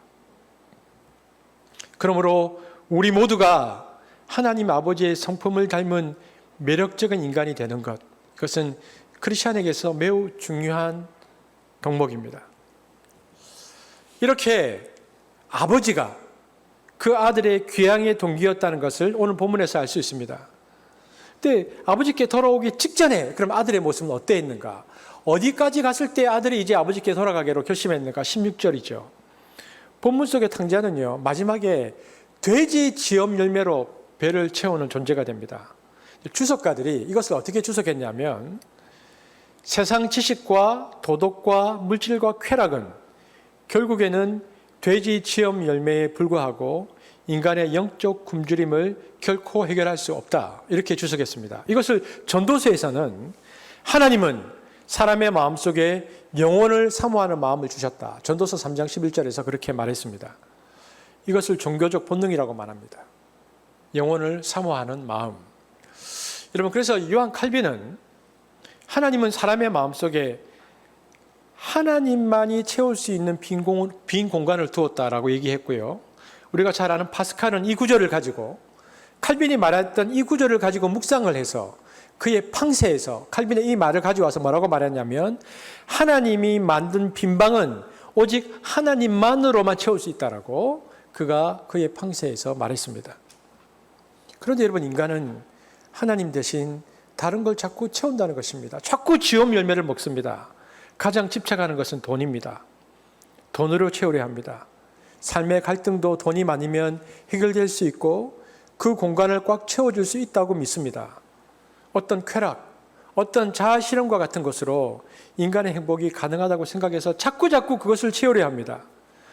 하지만 그것은 하나님이 만든 빈방이기 때문에 그런 대체물로는 절대로 채워지지 않습니다. 채운 듯한데 안 채워지는 절대 공간이 있습니다. 빈 공간. 그래서 항상 만족함이 없고 외로워지고 힘들어지고 회의가 옵니다. 그리고 도달한 듯 하지만 또 비어있는 공간을 보면서 내가 뭐 하려고 이렇게까지 했지라는 허무만 남습니다. 그렇게 하나님만이 채울 수 있는 공간에 하나님으로 채우려 하지 않고 다른 것으로 채우려 하는 행위를 뭐라고 하느냐? 성경은 그것을 우상 숭배다라고 말합니다. 우리 내면에 우상 숭배를 하고 있는 이 모든 사람들이 결국 마지막에 맛보는 맛은 뭐냐? 돼지 쥐염 열매의 맛이라는 것입니다. 아들은 돼지 쥐염 열매의 맛을 보았습니다. 그래서 자신의 한계와 내면을 정직히 보았고 회개하고 돌아옵니다. 여러분, 근데 이때 아버지의 반응이 어떠했는가? 아버지는 종들에게 일러서 제일 좋은 옷을 내어다가 입히게 했습니다. 누가복음 15장 22절 한번 볼까요? 아버지가 뭐라고 하셨는지 시작. 아버지는 종들에게 이르되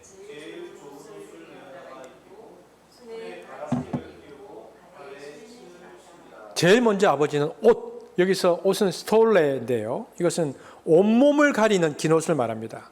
근데 여러분, 온몸을 가리는 이 제일 좋은 옷을 입으려면 뭘 해야 됩니까? 먼저 돼지의 배설물, 돼지의 악취가 배어있는 옷을 벗어 던져야 합니다. 근데 옷은 성경에서 의의를 상징합니다. 그러니까 제일 좋은 옷을 내어다가 입히다라는 말씀은 네가 잘못을 인정하고 내게로 돌아왔으니 됐구나. 나와 너는 아버지의 아들이라는 올바른 관계에 있다. 관계의 의를 말합니다. 최상의 새 옷으로 이 사실을 확인하마라는 아버지의 마음이 실려 있습니다. 이것을 뭐라고 말합니까? 칭의라고 말합니다. 하나님께서 의롭다고 인정해 주신 것이죠. 그 다음에는 뭘 했습니까? 손에 뭘 했습니까? 가락지를 끼우는 친자 절차, 친자 확인의 절차를 합니다. 가락지를 끼고 있으면 진짜 아들의 증명됨이 되는 것입니다. 여러분, 영화 배너에서 보면요, 배너가 양아들이 될 때 반지를 끼워주는 것이 너는 나의 친자다. 그러니까 반지를 끼워주면서 너는 나의 친아들이라는 것을 확인해 줍니다. 그리고 발에 신을 신깁니다. 발에 신을 신기는 행위는 주인으로서의 권위를 부여하는 절차입니다. 그 당시 관습에 따르면 집에서 종은 신을 신지 않고 주인만 신을 신었습니다. 아들이라 일컬음을 감당하지 못하겠다는 아들에게 아버지는 주인의 권위와 함께 행사할 것을 허락합니다. 발에 신을 신기라. 이 아버지의 외침에서 나의 권위가 내 아들인 너에게도 이전된다 하는 선포가 그 집안에 울려 퍼지게 됩니다. 출애굽기 19장 6절 읽겠습니다. 시작. 너희의 나라는 나를 섬기는 제사장 나라가 되고 너희는 거룩한 민족이 될 것이다. 너는 이 말을 이스라엘 자손에게 일러 주어라. 무엇보다 아버지는 회개에 따른 용서를 잔치로 확인했습니다. 이것은 엄청난 것입니다. 잔치는 아들의 복권된 새 삶을 공증하는 절차입니다. 한 사람이 회개하고 돌아오는 이 사건은 이처럼 잔치로 표현될 만큼 아버지의 마음을 가장 기쁘시게 하는 일이 되었다라는 것입니다. 여러분, 그런데 이 비유는 어느 아버지와 작은 아들 사이에 있었던 옛날 이야기가 아닙니다. 바로 하나님 아버지와 예배를 드리고 있는 저와 여러분이 하나님을 만날 때 일어났던 사건의 기록입니다. 우리가 거듭난 순간에 일어났던 일들이 바로 이 일들이라는 것입니다. 우리가 본문 한 구절을 읽어볼 필요가 있습니다. 누가복음 15장 20절입니다. 함께 읽겠습니다. 시작. 이에 일어나서 아버지께로 돌아가니라.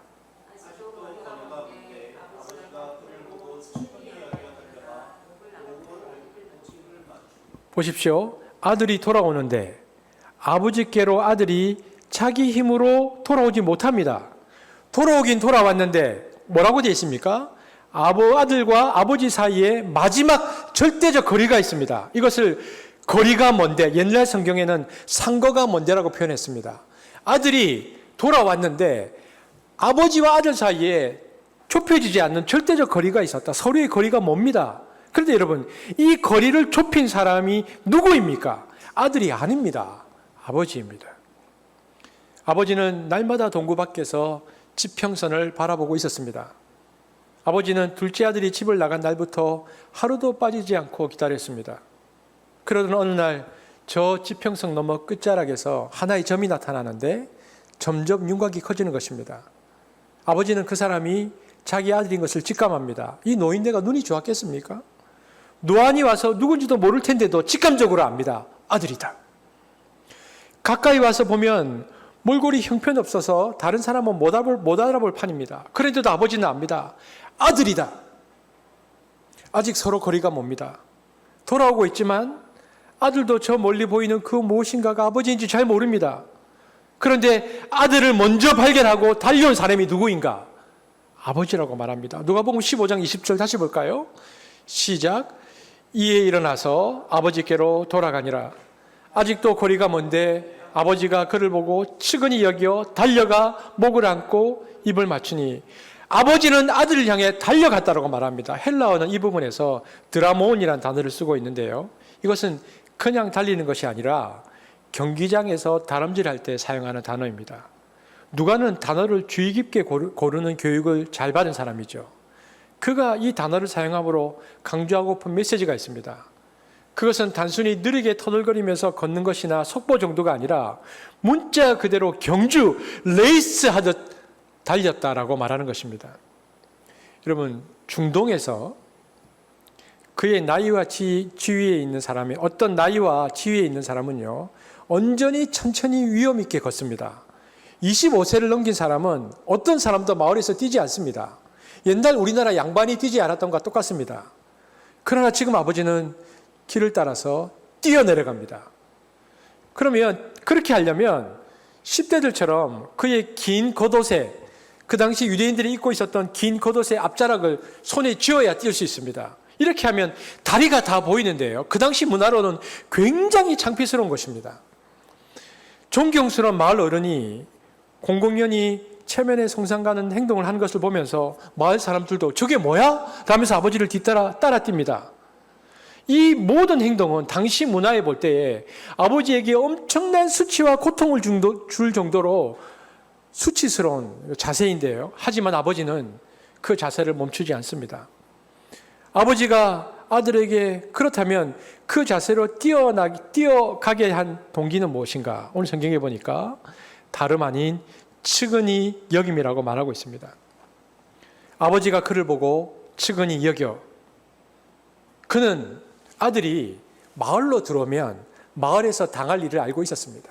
사람들이 손가락질 하겠죠. 아버지를 떠났다가 이렇게 왔다고 말하겠죠. 그런데 아버지가 아들이 오기 전에 먼저 그 수치스러운 모습으로 달려가서 마땅히 아들이 받아야 할 수치와 수모를 대신 떠맡아서 받습니다. 사람들은 아들의 몰골에 주목하는 것이 아니라 아버지의 그 수치스러운 모습을 바라보면서 그 모습을 바라보고 있습니다. 우리말 성경에 측은히 여겼다라고 번역된 헬라 단어는 굉장히 강한 어조를 띤 단어입니다. 창자에서부터 느껴지는 애틋함과 간절함이 있는 단어입니다.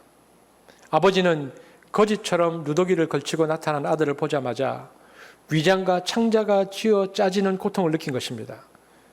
그것이 바로 모든 체면과 사회적 위신을 까맣게 잊고 옷자락을 잡고 정신없이 뛰게 만든 이유였습니다. 그리고 아들이 받아야 할 수치를 동구 밖에서 아버지가 먼저 그 수치를 대신 감당합니다. 여러분, 우리가 이 본문을 잘 이해하려면 아버지가 집을 떠나서 길에서 창피스러운 자세를 취했을 때 그 아버지는 인간의 모습으로 오신 하나님을 상징한다는 것을 보아야 합니다. 성경이 우리에게 그것을 말해줍니다. 아버지가 거리를 달려 지나가자 마을 사람들의 반수가 그를 따라갑니다. 도대체 무슨 일인가? 왜 저 어른이 저 모양으로 뛰는가? 마을 어귀에서 아들과 만납니다. 그리고 마을 어귀에서 아들과 대화는요. 그래서 그 마을 사람들이 삥 둘러선 가운데 아버지가 아들에게 한 말입니다. 그리고 그 대화의 모든 말은 마을에 있는 마을에 남아있는 모든 사람들에게 전해질 것입니다. 그래서 아버지의 이 행동은 아들을 집과 공동체로 회복시킬 수 있는 화해의 드라마입니다. 이 장면이 있은 후에는 마을의 어느 누구도 아들을 거부하거나 멸시할 수 없습니다. 여러분, 인간과 하나님 사이의 거리를 좁힌 분이 누구입니까? 사람이 아닙니다.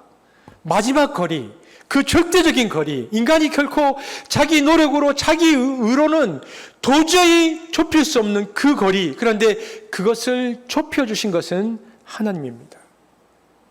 그래서 하나님이 이 땅에 사람의 몸으로 오셔서 거리를 좁히기 위해 오셔서 우리를 끌어 안으신 것입니다.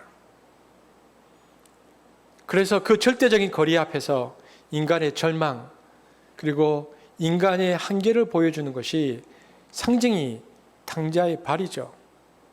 신발을 그에게 신겨주라는 말은 탕자의 신발은 벗겨졌고 더 이상 그는 한 걸음도 걸을 수 없는 상태, 가까이는 왔지만 한 발자국도 더 내디딜 수 없는 절망적 상황에 서 있었는데 아버지가 달려왔다고 성경은 말하는 것입니다. 그리고 끌어안고 신을 신겨주므로 그가 다시 아버지 집으로 들어가기 시작합니다. 이 장면을 볼 때마다 많은 영적인 잠언이 생각이 납니다. 우리가 하나님을 향해서 한 걸음만 가려고 하면 하나님은 10걸음, 100걸음 다가오신다는 것입니다. 하나님은 우리의 힘으로 그 거리를 결코 메울 수 없다는 것을 아셨습니다. 우리도 그걸 메울 수 없다는 것을 알지만 그래도 돌아가겠다는 마지막 기도 같은 결심을 하면 하나님은 그것을 불쌍히 여기시고 달려와서 맞이해 주시는 하나님이십니다. 여러분, 이것을 마가복음에서 뭐라고 말하느냐? 마가복음 1장 15절입니다. 읽겠습니다. 시작. 이르시되 때가 찼고 하나님의 나라가 가까이 왔으니 회개하고 복음을 믿으라 하시더라. 여기 여러분, 하나님 나라는 아버지의 집입니다. 우리가 주목해야 하는 부분은 가까이 왔다입니다. 예수님의 출현으로 시작된 하나님의 나라는 가까이 와 있지만 그분의 죽음, 부활, 재림으로 완성될 것이기에 아직 완전히 이루어진 나라는 아닙니다. 오늘 본문을 보십시오. 오늘 탕자가 아버지의 집에 들어가서 좋은 옷, 반지, 새로운 신을 신고 잔치를 하고 있을 때가 아버지의 집에 들어간 것입니까? 아닙니다. 아버지의 집에 들어간 시점은 그것이 아니고 아들이다라고 외치고 아들을 향해 달려오시는 그 아버지의 모습에서 이미 아들은 아버지의 집에 받아들여진 것입니다. 그러므로 우리는 하나님 나라가 가까이 왔다는 이 구절에서 우리에게 달려오시는 하나님을 보아야 합니다. 이미 그때 우리는 그 아버지의 집에 들어간 것입니다. 아직 완성될 그 하나님의 나라에 들어간 것은 아니지만 가까이 왔다. 예수님께서 이 땅에 오심으로 시작된 그 초림이 오늘 이 아들에게서 집 나간 아들에게 달려오는 그 아버지의 모습입니다. 회개의 근거는 그래서 우리의 결단이나 결심보다 아버지의 기다림과 무한한 사랑이 있습니다. 그리고 달려오시는 그 아버지의 행위가 예수님의 성육신과 십자가입니다. 우리가 충분히 예상할 수 있듯이 탕자의 몰골은 그야말로 가관이었습니다. 인적이 드문 한적한 들판에서 돼지와 함께 뒹굴던 탕자는 입던 그대로 아버지 집을 향했습니다. 사람들은 탕자의 몸에서 풍겨나오는 도저히 형용할 수 없는 악취로 인해서 코를 막아야 했을 것입니다. 세상의 냄새와 죄의 냄새입니다. 상당 기간 집을 떠나 온 노숙자에게서 나는 냄새와 비슷했을 것입니다. 그러나 정신없이 뛰어온 아버지는 아들을 보자마자 껴안고 아들의 목에 얼굴을 파묻습니다. 아들을 보자마자 도저히 억제할 수 없는 아버지의 사랑이 아들에게서 나는 모든 악취를 흥건히 덮어버립니다. 여기서 사용된 헬라 동사가 카타필레오인데 이것은 단순한 입맞춤이 아니고요. 입을 맞추고 반복해서 맞추는 행위입니다. 그 더러운 죄의 냄새로 가득한 그 악취가 나는 아들을 향해서 아버지는 달려와서 입을 맞추고 또 맞춥니다. 그래서 수세기 동안 이 탕자의 비유는 복음 중에 복음으로 불려져 왔습니다. 그래서 이 비유는 하나님은 죄인들을 맞이 못해서 용서하시는 분이 아니라 죄인들을 용서해 주려는 열망이 주체할 수 없을 정도로 가득하신 분이라는 것을 우리에게 말해줍니다. 하나님은 죄인들이 회개의 자리로 나오려고 마음만 먹어도 이미 용서해 주시기로 작정하십니다. 아들은 말할 수 없는 죄송한 마음으로 아버지께 말하죠. 15장 21절 읽어볼까요? 시작. 아들이 이르되 아버지 내가 하늘과 아버지께 죄를 지었사오니 지금부터는 아버지의 아들이라 일컬음을 감당하지 못하겠나이다 하나 아버지는 아들에게서 나타난 회개의 자그마한 쌓임만을 보고서 즉각적이고 무조건적인 용서를 해버립니다. 아니다. 너는 내 아들이다. 탕자는 아버지께 사랑받을 만한 아무런 일도 한 적이 없지만 회개하고 돌아온 그 자체를 기뻐하며 받아들입니다. 우리 아버지는 무제한적 포용과 사랑으로 그리고 지금도 우리가 돌아오기를 기다리시는 분이십니다. 여러분, 우리가 코로나의 기간의 시대를 지나고 있습니다. 코로나의 시대는 단순한 질병의 시간이 아니라 우리들에게 또 한 번의 문명사적 역사 앞에 우리를 서게 하고 있습니다. 사람들은 인간의 문명의 한계 앞에 당황하면서도 그럼에도 불구하고 신의 존재 앞에 서기를 주저하고 있습니다. 지대의 고민처럼 교회에 이해할 수 없는 자기 중심의 모습 때문입니다. 하지만 겉으로는 교회를 향한 불평과 기독교를 향한 혐오가 쌓이는 것처럼 보이지만 그럴수록 인간의 내면에는 신의 존재에 대한 더 깊은 갈망과 갈증이 일어납니다. 그러므로 오늘날 교회의 역할은 무엇보다 그리스도인들의 삶은 그들이 그 아버지를 느끼고 찾을 수 있도록 한 사람 한 사람이 매력적인 그리스도인이 되는 것입니다. 오늘 교회를 떠나고 하나님을 떠났다고 생각하는 사람들을 하나님께 돌아오게 하는 유일한 힘이 무엇입니까? 그것은 아버지를 기억나게 하는 것입니다. 저와 여러분이 하나님을 떠난 사람들 혹은 교회를 떠났다고 생각하는 사람들에게 여전히 하나님은 당신을 사랑하고 있다는 사랑의 메시지를 전달해 주는 존재라면 우리가 그런 그리스도인이 될 수만 있다면 그들은 우리를 통해서 아버지에 대한 기억을 돌이킬 수 있을 것입니다.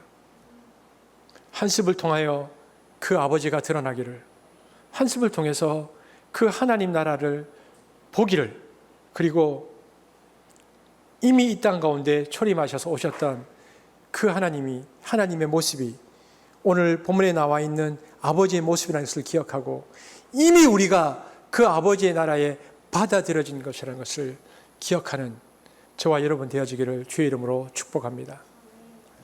기도하겠습니다. 사랑의 주님, 감사합니다.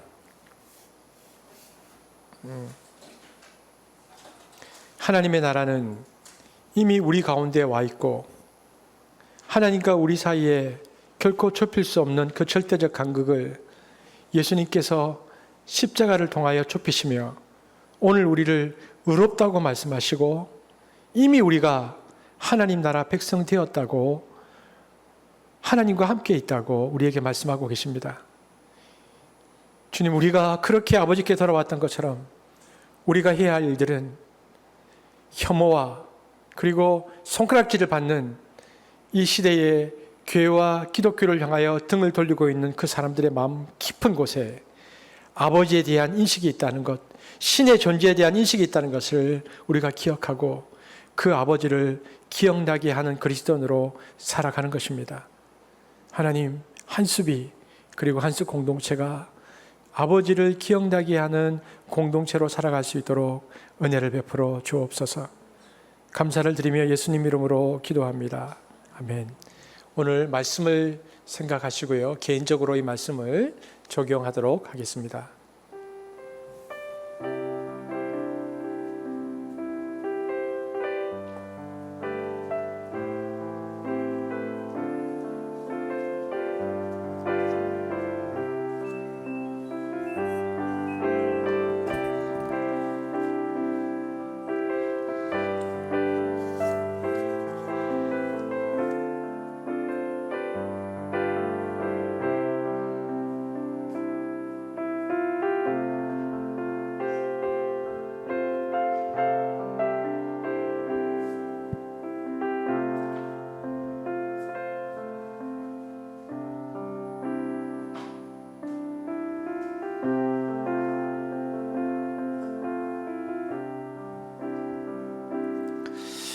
우리 말씀을 기억하면서 우리 함께 찬양하도록 하겠습니다.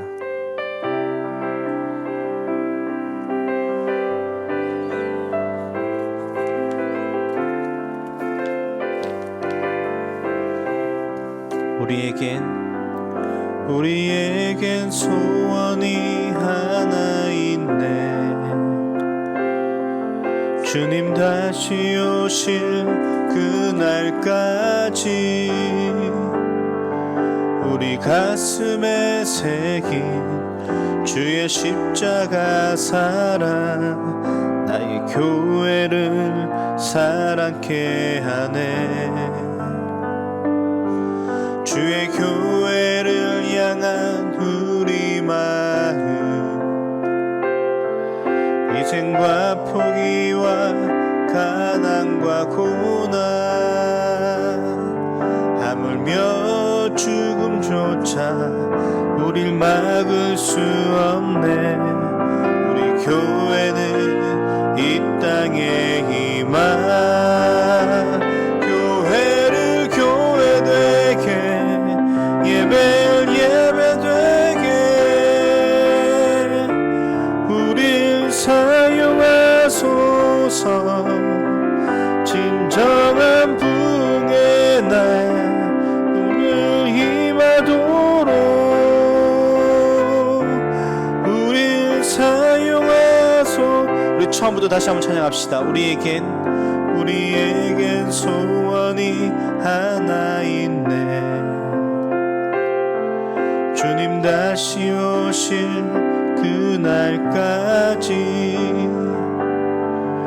우리 가슴에 새긴 주의 십자가 사랑 나의 교회를 사랑케 하네. 주의 교회를 향한 우리 마음 희생과 포기와 가난과 고난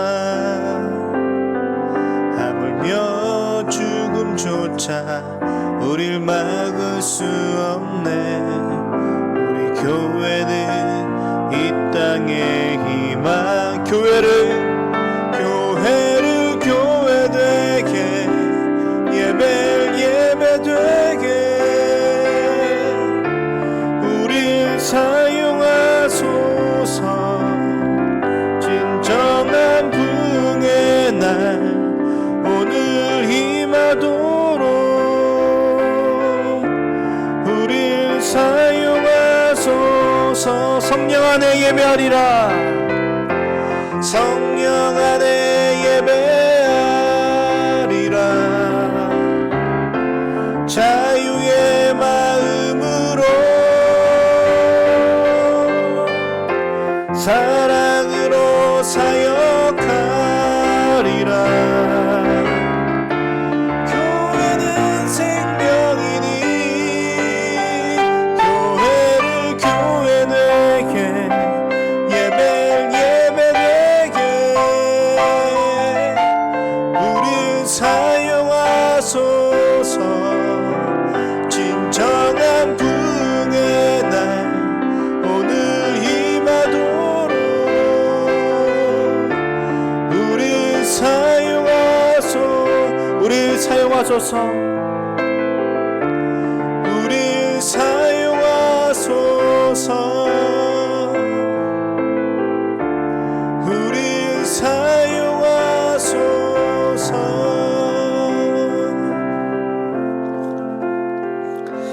아멘.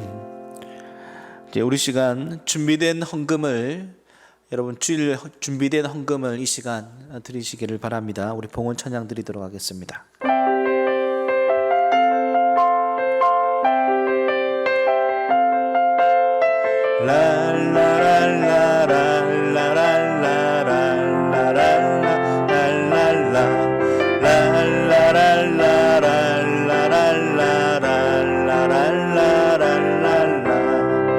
내게 있는 모든 것을 아낌없이 드리네. 세상 모든 것 다 해도 변하지 않는 주의 사랑 주의 크신 은혜 우리에게 주시고 저희로 날마다 찬송하게 하소서. 주께 드리네 주께 드리네 나의 젊음과 정성 다해서 주께 드리네 주께 드리네 주께 드리네 나의 젊음과 정성 다. 우리 다시 한번 고백합시다. 주께 드리네 주께 드리네 주께 드리네 나의 젊음과 정성 다해서 주께 드리네 주께 드리네 나의 젊음과 정성 다해서. 시간 목사님 봉헌 기도해 주시고 축도해 주심으로 예배를 마치겠습니다.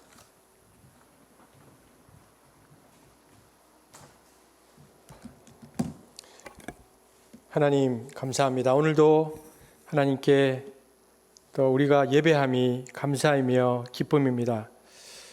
특별히 오늘도 하나님께 모든 재정의 주인이신 하나님께 우리의 삶을 가지고 나온 사랑하는 지체들을 축복하여 주옵소서.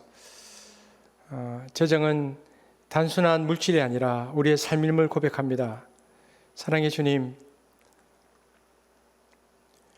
힘들고 어렵고 때때로 재정적인 압박이 있다 할지라도 자족과 감사가 떠나지 않게 하시며 또 그때마다 하나님께서 우리에게 채우시는 만나와 메추라기를 경험하는 은혜도 허락하여 주옵소서. 우리가 가진 것을 나누게 하시며 또한 우리가 가진 것을 흘려보내는 공동체가 될 수 있는 은혜도 허락하여 주옵소서. 개인과 가정과 직장과 사업터 위에 은혜를 베푸시며 무엇보다 우리 자녀들이 모든 물질의 주인이 하나님이라는 것을 알게 하시고 어릴 때부터 청지기로서 살아갈 수 있도록 부모인 우리 세대가 본을 볼 수 있도록 그리고 자녀들이 그렇게 살아갈 수 있도록 은혜를 베풀어 주옵소서. 이 시간에 이제 축복을 하려고 하는데요. 너무 감사한 것은 지난주에 보면 이제 밴드에 서로를 향해서 이렇게 좋아요 이렇게 표현을 많이 하셨고 서로 또 이렇게 함께함을 표현해 주셨는데요. 오늘도 누가 들어오셨는지 한번 우리가 이렇게 한번 보시기를 바랍니다. 누가 들어왔는지 한번 보시고요. 이렇게 보면서 우리가 좋아요 또 한번 누르고 또 축복하는 시간이었으면 좋겠고요. 또 우리 함께 있는 자녀들 우리가 또 축복하려고 합니다. 그래서 다음 세대들을 축복하는 시간을 갖겠습니다. 지금은 우리 주 예수 그리스도의 은혜와 하나님의 사랑과 성령의 교통하심이 하나님의 사랑과 하나님의 존재를 기억하며 그리고 또 그렇게 기억하게 하는 도구로 쓰임받기를 원하는 한숲 공동체 위에 지금부터 영원토록 함께 계실지어다. 아멘.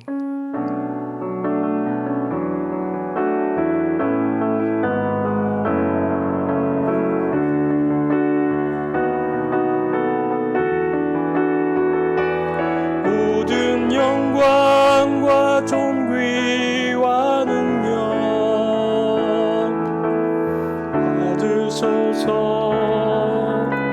받으소서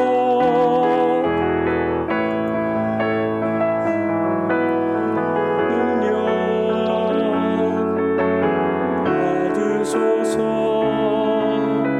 받으소서 그리스도 살아계신 하나님.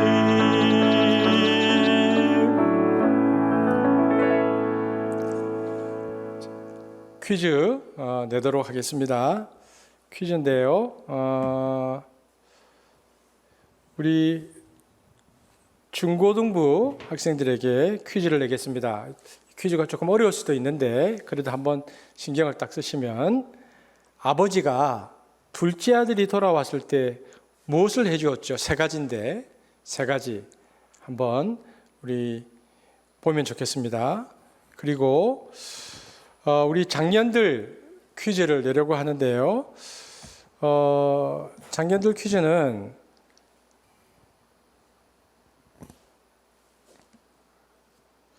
하늘 사진 찍기를 해보고 싶은데, 하늘을 보면서 우리 안에 아버지의 마음을 기억해 보면 어떨까, 이런 생각이 듭니다. 그래서 이번 오늘 예쁜 하늘 사진을 찍어서 김태형 목사님에게 보내주시면은, 또 하늘을 보면서 또 감동과 또 감탄의 마음이, 우리 하나님께서 이렇게 우리 함께 하신다라는 것을 좀 느낄 수 있으면 좋겠다라는 생각이 듭니다. 그래서 태형 목사님에게 예쁜 하늘 사진 많이 보내주시기를 바랍니다. 김태형 목사님 나오시겠습니다.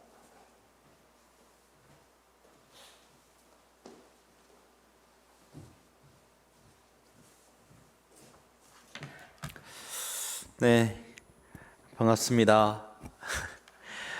오늘은 먼저 이제 저희가 항상 이제 제가 올라오면 한 줄 말씀 쓰기 하는 시간인데요. 이제 반주해 주시고요. 지난주 이제 내용들 중에 뭐 다른 것보다 우리 성병혁 집사님 이사를 가셨잖아요. 근데 이제 종정현 집사님이 이렇게 올려주셨어요. 제주로 이사한 이 시점에 아직 이웃이 없다라고 생각했는데 사랑으로 무조건 들어가서 이웃을 만들어야 함을이라는 그 한 줄 말씀 쓰기에 댓글을 남겨주셨습니다. 여러분, 이와 같이 오늘도 말씀을 들으면서 여러분이 주셨던 그 마음, 또 하나님의 마음, 그걸 지금 잠깐 짧게라도 좋으니까요, 한 줄이라도 좋으니까 여러분 댓글로 달아주시기 바랍니다. 한번 쓰는 시간을 가져볼까요?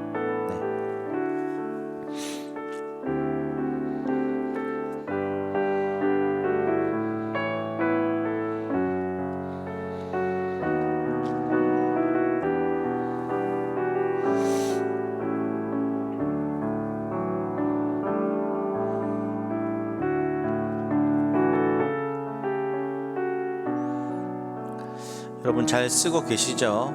또 이제 계속 쓰시고, 그리고 이제 그러면 이제 광고를 제가 잠깐 하도록 하겠습니다. 지난 토요일 어제였죠. 이제 광고에서도 이제 말씀을 드렸던 것처럼 중보기도 밴드의 기도들이 지금까지 계속 되었는데요. 이제 돌아오는 월요일부터는 한 주간 동안 한 숲의 성도들의 개인의 기도 제목들을 여러분들이 자유롭게 올리는 시간들로 가지려고 합니다. 그래서 꼭 함께 이 기도 제목을 보고 기도해 주기를 원하는 기도 제목이 있다면 중보기도 밴드에 여러분의 개인의 기도 제목들을 올려주십시오. 그러면 그것을 보고 저희 교회가 이제 더 자발적이 많이 되었잖아요. 그러니까 여러분들이 자발적으로 함께 기도를 보고 기도하는, 또 아멘으로 댓글을 다는 그런 한 주간이 되었으면 좋겠습니다. 그리고 목사님이 이제 마지막에 말씀해 주셨는데, 하늘 사진 공모와 같이 여러분 예쁜 하늘 사진들을 꼭 오늘, 만약에 뭐 이제 오늘 날씨가 이제 좋지가 못하면 다른 날이라도 일주일 동안 여러분 아름다운 하늘 사진을 이제 찍으셔서 저에게 보내주시면 제가 또 광고 영상에도 싣고, 그리고 또 사진으로 남겨진 그 사진들이 하나님의 마음을 또 경험하는 시간들이 되었으면 좋겠습니다. 네, 광고 마쳤고 또 예배 마쳤습니다. 네, 수고하셨습니다.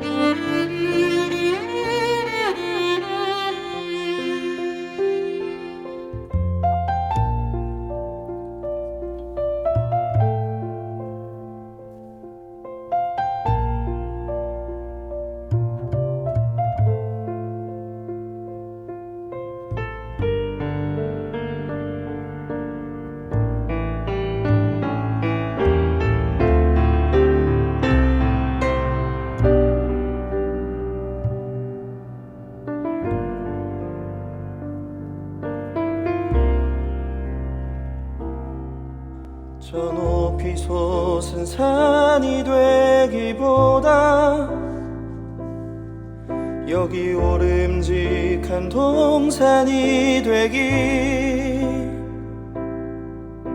내 가는 길만 비추기보다는 누군가의 길을 비춰준다면